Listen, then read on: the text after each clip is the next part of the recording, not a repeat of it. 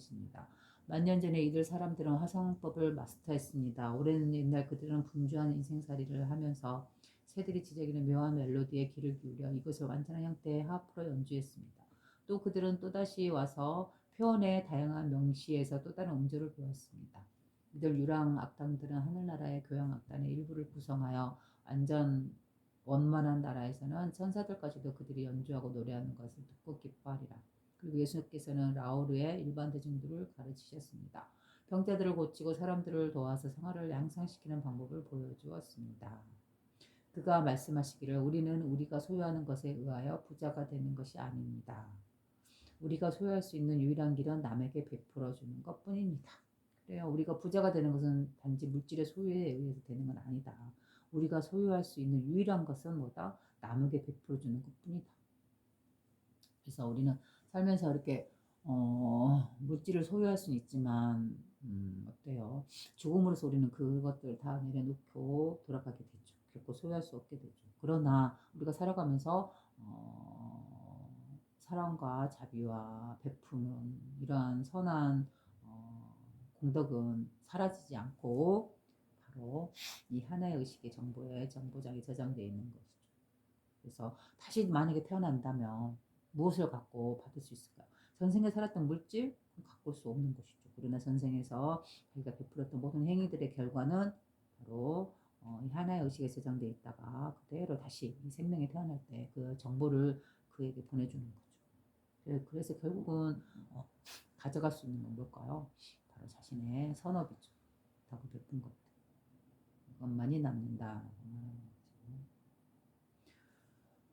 만일 당신들이 완전한 삶을 영위하고자 한다면 그대의 동족들을 위하여 그리고 천한 생활을 한다고 생각되는 사람들을 위하여 몸을 바치시오. 그러나 예수님께서는 라오르에서 더 이상 지체할 수가 없어 숙녀들과 그 밖에 다른 친구들에게서 작별 인사를 하였습니다. 그리고 나서 낙타를 타고 신드강을 향하여 길을 떠났습니다. 예수님께서 페르시아에 가시어 많은 곳에서 가르치시고 병자를 고치십니다. 3명의 마귀 승려들, 그래서 가로에서 조로아스터교, 벼아교라고 써졌네요. 3명의 마귀 승려들이 페르세폴리스 가까이에 있는 예수님과 만나니라. 카스피아와 또 다른 2사람의 페르시아 선생이 페르세폴리스에서 그를 만나니라. 7명의 선생들이 7일 동안 조용히 앉아서 명상에 잠깁니다. 보통 보면은 예수님께서 지금 하는 것이 뭐예요? 병자를 많은 곳에서 가르치시고 병자를 고치시니라. 그렇죠? 그래서 병자를 고친다 그러면 우리는 보통 의사가 이렇게 몸에 어떤 수술이라든가 뭐 어떤 약물이라든가 이런 걸 줘서 고친다. 물론 이런 것도 고치는 거지만 예수님께서는 그렇게 안 하셨죠. 무엇으로 고치실까요? 바로 말씀으로 고치시는 것이죠. 그래서 여기 이 복음서 시작할 때도 보면 그 내용도 나오잖아요. 그 의사 뭐 이름이 있는데 그 사람이 이제 예수님이 그 사람한테 배우는데 그 의사가 가르치는 것이 뭐예요? 바로 마음을 다스리는 거, 그죠? 그걸 갖다 먼저 가르쳐 주죠. 그래서 그 의사라는 직업이 결국은 뭐냐면 이 몸을 고치는 것도 되겠지만 그보다 더 근원적인 거, 더 먼저 행하는 건 뭐예요? 마음을 치료하는 거예요. 그래서 이 몸은 마음의 움직임의 결과가 바로 몸에 드러나는 것이죠. 그래서 먼저 마음을 다스리면 자신의 몸이 그게 영향을 받아서 치유가 되기도 하고, 그죠? 또 마음을 다스리지 못하면 그 마음의 영향으로 인해서 스트레스를 받고 우리 몸이 병이 생겨나는 것이죠. 그래서 이 몸의 병은 먼저 어디서부터 시작된다고 봐야 되는 거예요. 바로 정신, 마음. 우리 마음을 다스림이 에서부터 병이 일어나고 안 일어나고 하는 것이죠. 그래서 의사란 원래 의미는 먼저 마음을 고치고 마음을 다스리는 그 기술을 가르치는, 그 지혜를 가르치는 것을 의사다라고 볼 수 있는 거죠. 그래서 지금 시대는 의사 그런 단지 몸을 고치는 그런 것으로서만 이해를 되고 있는데 옛날에는 이 시대나 옛날 시대에는 의사 그러면 먼저 자신의 마음을 다스리고 고치고 그 후에 이제 그 후로 이 몸에 드러나는 증세를 다스릴 수 있는 거죠. 그래서 먼저 정신과 마음을 다스리는 것에 더 중심을 뒀다라는 것. 그래서 우리의 몸은 당연하죠. 왜냐하면 우리의 몸은 우리의 정신이나 마음의 작용의 결과로서 몸이 어디가 아프거나 그러는 것이죠. 그래서 처음부터 타고난 질병이라든가, 그죠? 아니면 또 살아가면서 물질적으로 어떤 사고나 어떤 영향을 내서 몸이 다치거나 뭔가 손상을 입어서 일어난 그런 병이 아닌 이상은, 그죠? 다 내부의 나의 마음, 나의 정신의 작용에 의해서, 그죠?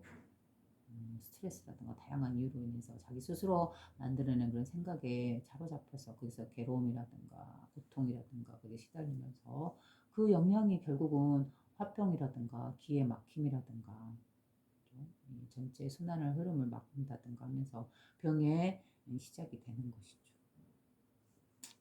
그래서 여기서 병자를 고친다라는 말은 예수님께서 이 말은 뭐예요? 결국 마음의 병을 고친다라고 해석하는 게 더 쉽다. 그렇게 보는 것이 더 현명하다. 그리고 대체로 보면은 우리 막그 내용 여기 성경에 보면은 예수님께서 이렇게 말씀으로써 병을 고치는 경우가 많이 있잖아요. 그런 경우는 뭘까요? 바로 믿음이죠. 믿음. 그 원인은. 그만큼 그 병을 고치고 싶은 대상자는 간절하고, 그죠? 그 간절한 믿음이, 그 바램이, 희망이 결국 뭐예요? 그 병을 고치게 되는 그런 원인으로 작용되지 않았나라는 생각도 해요. 물론 이제 더 깊이 그 자리에 가보지 않았기 때문에 알 수는 없겠지만 어쨌든 병자를 고친다라는 건 마음의 병을 고쳐서 자신의 본래 성품 자리를 밝은 그 빛의 자리를 보게 만든다. 그래서 마음의 병이란 뭐예요? 스스로 만들어낸 거죠. 스스로 판단 분별하면서 이렇구나 저렇구나라고 결정해서 그게 빠져가는 거, 그게 집착하는, 그게 고립되는 거. 그러면 해서 그것이 현실로서 드러나고 그렇게 생각하는 거. 우리는 다 이렇게 살아가고 있잖아요. 거기서 깨어나도록 하는 것, 그것이 바로 마음의 병을 고친다, 병자를 고친다, 이렇게 볼 수 있을 것 같아요.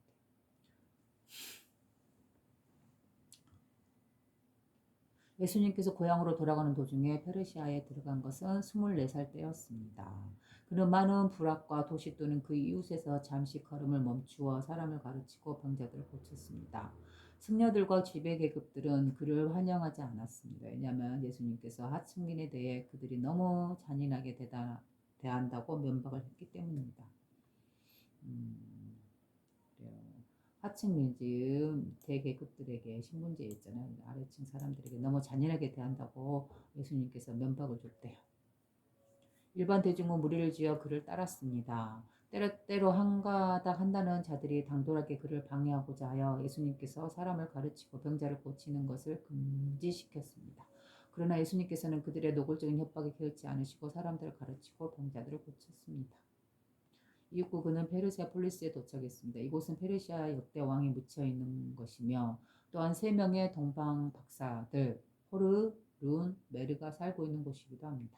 그래요. 예수님이 태어났을 때 동방 박사가 와서 축복해줬다라는 말이 있잖아요. 그 동방 박사가 페르시아의 사람들이에요. 그죠? 그는 페르시아 폴리스에 도착했습니다. 이곳은 페르시아 역대 왕이 묻혀 있는 것이며 또한 3명의 동방 박사들 호르룬 메르가 살고 있는 곳이기도 합니다. 그들은 24년 전에 예루살렘의 하늘에 떠 있는 약속된 별을 보고 새로 태어난 왕을 찾아 서쪽을 향해 여행한 사람들이었습니다.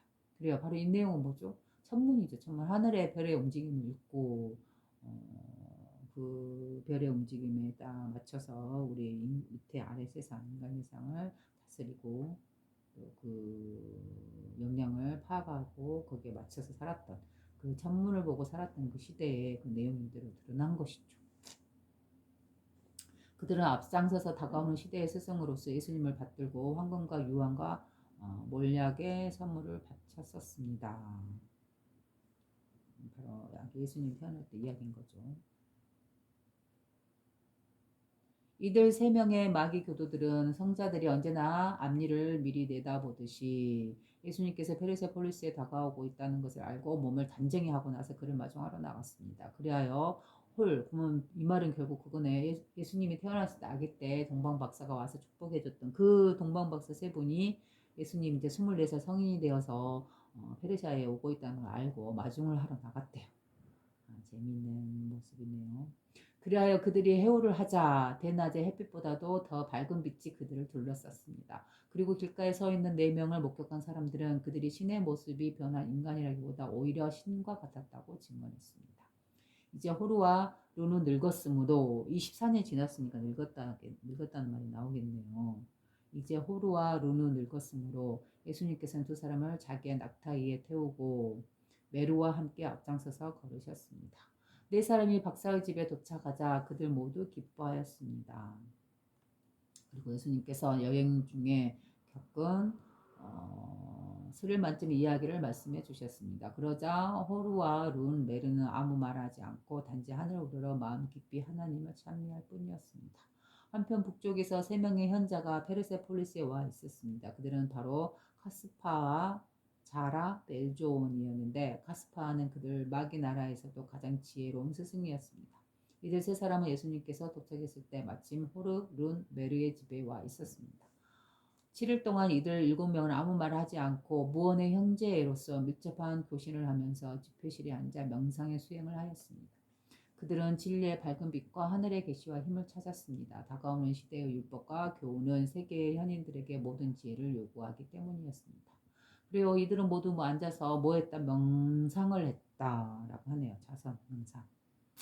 그들은 진리의 밝은 빛과 하늘의 계시와 힘을 찾았습니다. 다가오는 시대의 율법과 교훈은 세계의 현인들에게 모든 지혜를 요구하기 때문이었습니다. 예수님께서 페르세폴리스의 축제에 참석하시니라. 사람들에게 마귀의 교의 철학을 재음미하면서 말씀하시니라. 악의 기원을 설명하시고 기도로 밤을 지새우니라. 마귀교, 가로해갖고 배아교라고 쓰셨네요. 마귀교의 신을 받드는 축제 행사가 있었으므로 많은 사람들이 페르세폴리스로 모여들었습니다. 마귀교가 뭔지 모르겠어요. 어쨌든 불교나 뭐 이런 느낌인 것 같긴 한데. 그리고 그 거룩한 축제의 날에 마귀교의 통치자가 말했습니다. 이 신성한 경내에서는 자유가 보장되어 있습니다. 말하고 싶은 사람은 누구든지 말해도 좋습니다. 재밌는 말이네요. 그 거룩한 축제의 날에 마귀교회 통치자가 말했습니다. 이 신성한 경내에는 자유가 보장되어 있습니다. 말하고 싶은 사람은 누구든지 말해도 좋습니다.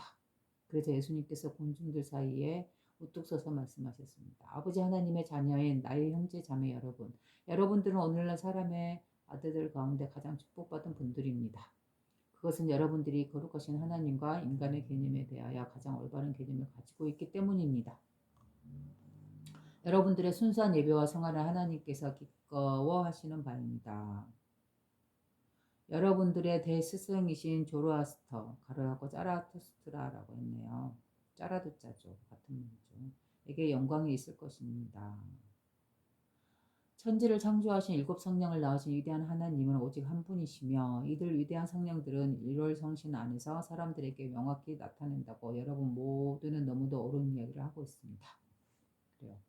이 위대한 성령들은 이 하나의 의식 이런 말이죠. 1월 성신 안에서 해와 달, 별들 안에서 사람들에게 명확히 나타난다고 여러분 모두는 너무도 옳은 이야기를 하고 있습니다. 그런데 그들 성전에서는 이들 7 성령들 가운데 특히 뛰어난 힘을 가진 영 둘이 있어서 한 성령은 일체의 모든 선을 창조했으며 또 다른 한 성령은 모든 악을 만들어냈다고 적혀 있습니다. 그리고 여기서 보면 일체의 모든 여기서 그대들 성전에는 이들 7 영들 가운데 성령들 가운데 특히 뛰어난 힘을 가진 영이 둘이 있어서 한 성령은 일체의 모든 선을 창조했다. 그죠? 창조와 또 다른 한 성령은 모든 악을 만들어냈다라고 적혀 있습니다. 여기서 모든 악이란 뭘까요? 바로 물질세계를 드러내는 것이죠. 물질세계를 어둠, 악이라고, 타락이라고 표현하니까. 그죠? 그래서 한 성령은 일체의 모든 선을 창조했다. 이거는 우리의 순수의식, 바로 이 하나의 의식이 말하는 거고, 이거에서 드러난 모든 만물은 또한 모든 악을 만들어냈다라고 적혀 있다라고 본다. 이렇게 말하는 거죠. 바라옵고도 존경하는 스승 여러분, 어떻게 하여 악한 것이 일체의 선한 것으로부터 태어날 수 있는지 말해주시기 바랍니다. 한 명의 마귀 승려가 일어나서 말했습니다. 만일 당신이 내 말에 대답할 수 있다면 그대의 문제는 해결될 것입니다. 우리는 모두 악의 존재를 인정하고 있습니다. 무슨 일이건 원인이 있기 마련입니다. 만일 유일하신 하나님께서 악을 만들지 않았다면 이 악을 만든 신은 어디에 있습니까? 그러자 예수님께서 말씀하셨습니다. 한 분신 하나님께서 만드신 것은 모두가 선뿐입니다. 또한 이 위대한 첫 번째 대원인과 같이 일곱 성령은 모두 선입니다. 그들의 창조력 있는 손에서 나오는 모든 것은 선입니다. 선이라는 건 착할 선이죠. 한편 일체의 창조물에는 저마다의 고유한 색채, 음조, 형태를 가지고 있습니다. 그러나 어떤 음조는 그들 자신은 선이고 순수하지만 다른 것이 섞여 혼합이 되면 부조화한 잡음이 됩니다. 한편 일체 창조물에는 저마다의 고유한 색채, 음조, 형태를 가지고 있습니다. 그러나 어떤 음조는 그들 자신은 선이고 순수하지만 다른 것이 섞여 혼합이 되면 부조한 잡음이 됩니다. 그리고 그들 자신은 선이고 순수하지만 어떤 창조물이라도 그 본성 자체는 선이고 순수하지만 다른 것이 섞여 혼합이 되면 즉 자신의 생각이나 욕심이나 탐욕이 집착이 혼합 섞이면 부조화의 잡음이 된다. 그리고 어떤 것은 그들이 선하고 순수함에도 불구하고 다른 것과 혼합이 되어 섞이게 되면 부조화한 것을 만들어내게 되어 바로 그러한 유독한 것을 일러서 사람들은 악한 것이라고 부릅니다. 그래요. 바로 이 말이 보면 똑같은 말이죠. 하나의 의식이 선이고 거기서 드러난 물질세계의 물질계는 6가지 감각을 갖고 있기 때문에 어때요? 부조화의 소리를 낼 수밖에 없는 것이죠. 그 부조화의 소리를 내고 있는 상태, 그걸 어둠이다라고 말하는 것이죠. 사람은 완전한 지혜를 가진 존재가 아닙니다. 그렇지만 사람은 그 자체의 의지를 가지고 있습니다. 사람은 힘을 가지고 있어서 그것을 사용하여 하나님이 창조하신 선한 것을 가지 방법으로 혼합하여 매일 부조한 소리와 악한 것을 만들어냅니다. 그래요. 사람은 힘을 가지고 있다. 이 힘이란 뭐예요? 자신의 본성이죠. 창조력이죠. 그것을 사용하여 하나님이 창조하신 선한 것을 가지 방법으로 혼합하여 그죠? 자신의 다양한 생각이나 그 상황에 따라 그죠? 거기에 따라 늘 다양한 마음이 일어나고 이 일어난 마음이 자신의 본성의 빛을 밝음을 흐려버리는 것이죠. 부조하게 만드는 것이죠. 그렇게 됨으로써 부조한 소리와 악한 것이 만들어진다. 그리고 모든 음조 또는 형태는 선악을 가리지 않고 생물이 되어 악마 요정이 되고 또한 선한 영이나 사악한 종류의 영이 됩니다. 인간이 이와 같이 악마를 만들고서 그를 두려워하여 도망치니까 그 악마들은 대담해져서 인간을 내몰고 그를 고뇌의 불길 속에다 집어 던지는 것입니다. 그래요. 이 악마를 누가 만들죠? 이 어둠, 타락 누가 만들죠? 부조화. 인간 스스로 만드는 것이죠. 그렇죠? 생각에 갇혀서 옳다, 그르다, 잘못됐다, 좋다, 싫다, 원한다, 이뤄냈다, 이뤄내지 못했다 이런 모든 분별들 그것이 바로 우리를 갇히게 만들고 감정에 갇히게 만들고 그 갇히게 되면 그 감정의 그늘에 어둠에 사로잡히죠. 그러한 상태가 되면 어때요? 우리는 제대로 된 생각이나 판단을 하지 못하고 바로 악마를 만들어내죠. 악마를 만들고서 그를 두려워하여 도망치니까 그 악마들은 대담해져 인간을 내몰고 그를 고뇌의 불길 속에다 집어 던지는 것입니다. 결국 자기 스스로 만드는 감정 속에 갇혀서 그죠? 그 불빛 속에 집어져서 그냥 갇힌다는 것이죠. 이러한 상태에서 사람의 행위나 마음이나 정서 상태는 어때요? 부조하고 그러한 상태는 어둠이고 그죠? 이게 좋지 못한 모습을 악이다라고 표현하고 있는 것이죠. 그 악마와 타오르는 불길도 모두 인간의 작품입니다. 그죠? 그리고 불을 끄고 악마를 내쫓을 수 있는 존재는 그들을 모두 만든 사람 말고는 아무도 없습니다.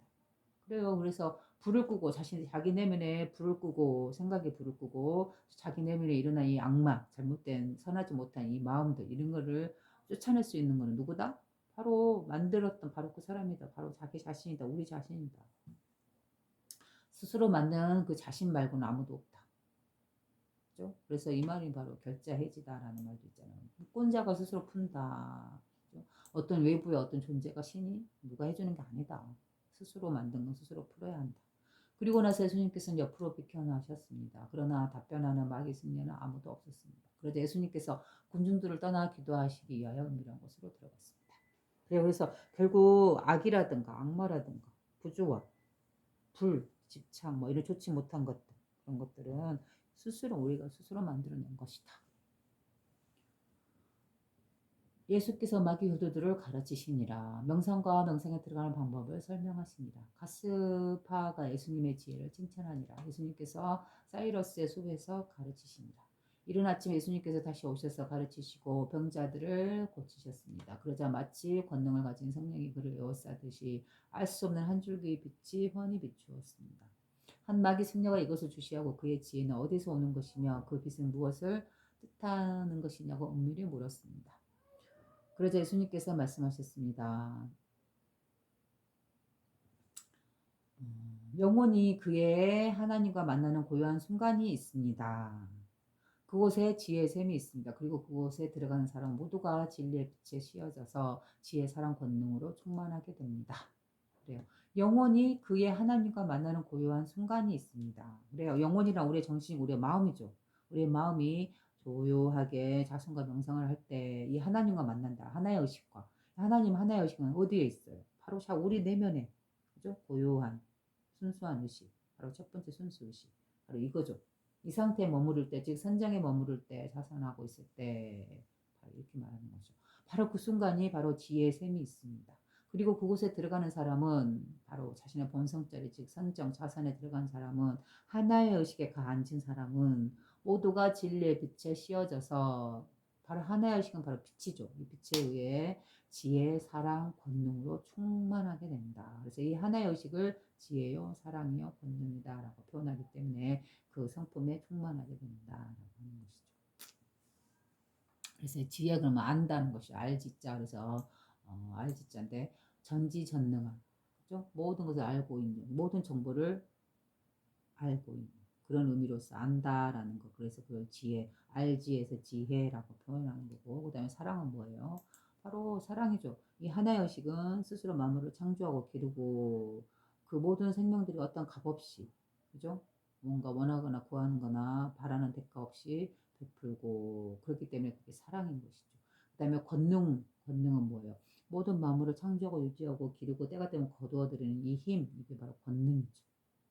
이 하나의 의식은 지혜와 사랑과 권능으로 충만하다 말하는 거고, 바로 이 하나의 의식이 우리 성품자리에 가앉았을 때 우리가 그렇게 지혜와 사랑과 권능으로 충만하게 된다 말하는 거죠.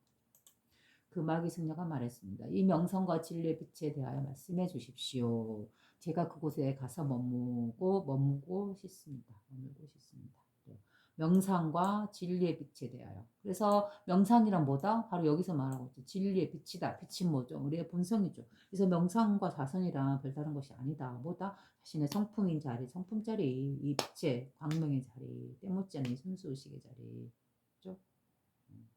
바로 이 자리를 보고 이 자리를 의식하고 고요하게 만나고 있는 상태. 바로 그게 명상이냐 자선이다. 그러자 예수님께서 말씀하셨습니다. 고요한 명상은 어떤 장소에 국한되어 있는 것이 아닙니다. 담이나 담벽으로 둘러싸여 있는 곳도 아니며 인간이 칼을 들고 지키고 있지도 않습니다. 사람은 항상 하나님과 만날 수 있는 비밀의 장소를 몸에 지니고 다닙니다. 그래요. 명상의 장소는 뭐 어디다? 어떠한 장소가 아니다. 바로 우리 몸에, 즉 우리의 본래 성품자리에, 우리의 마음에, 우리의 정신에 있다. 사람이 산꼭대기에 있든 깊은 계곡 속에 있든 장터 한가운데 있든 조용한 집에 있든 아무 상관이 없습니다. 왜 그럴까요? 바로 우리는 이 모든 장소에 있더라도 우리의 정신, 죠? 우리의 이 빛의 의식, 이것은 늘 자신과 함께 하기 때문인 것이죠. 자신의 성품자리로서. 그죠? 그래서 돈은 한순간도 분리될 수 없다라고 말하잖아요. 그죠? 그 경전에서 나오죠. 돈은 한순간도 사람과 분리될 수 없다. 이 말은 뭔 말이에요? 돈은 우리의 본래 성품자리인 이 빛이죠. 이 빛의 의식에서 우리는 한순간도 분리되거나 떨어지거나 될 수 없다. 왜 그럴까요? 바로 우리가 늘 쓰고 있는 이 첫 번째 순수의식으로서 알아차리고 보고 듣고 또한 그거에 작용해서 숨쉬고 있으니까.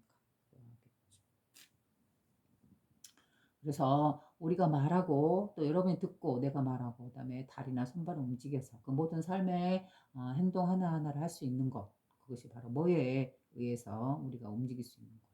바로 우리의 성품이죠. 빛의 의식이고 도라고 부를 수 있는 거고 하나의 의식이라도 부를 수 있는, 그래서 우리가 한순간도 분리되지 않는, 떨어질 수 없는, 그렇죠? 그렇기 때문에 우리는 늘 어떠한 상황에 있든, 그죠? 산꼭대기에 있든 깊은 계곡 속에 있든 장터 한가운데 있든 조용한 집에 있든 또는 힘든 삶의 한가운데에서 살고 있든 아무 상관이 없습니다. 사람들은 마음이 내키는 순간 즉시 마음의 문을 활짝 열어 고요한 명상을 찾아내고 하나님의 집을 찾아냅니다. 그것은 영혼 속에 있기 때문입니다.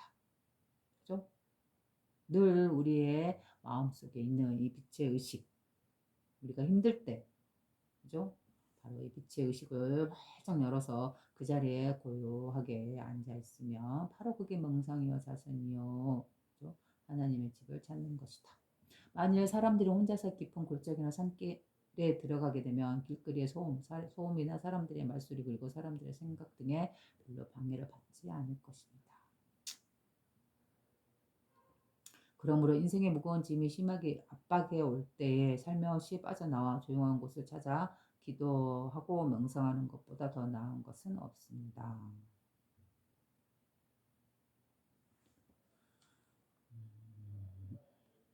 조용한 명상은 영혼의 왕국이어서 사람의 육안으로는 보이지 않습니다. 그래요. 명상이란 뭐예요? 명상이란 결국 영혼의 왕국이래요. 바로 영혼의 왕국 자리에 있는 상태. 바로 그게 명상이라는 것이죠. 영혼의 왕국이라고 하죠. 우리의 본성자리죠. 우리 내면에 있는. 일단 명상 안에 들어가면 환영의 헛개비가 머릿속에서 잠시 어린거리지만 그들은 모두 마음의 의지에 극복하여 주인인 영혼이 이야기하면 그들은 모두 물러갑니다. 만일 그대가 이러한 영혼의 정적을 발견하고 싶다면 그대는 반드시 그렇게 할 수 있는 여건을 준비해야만 합니다.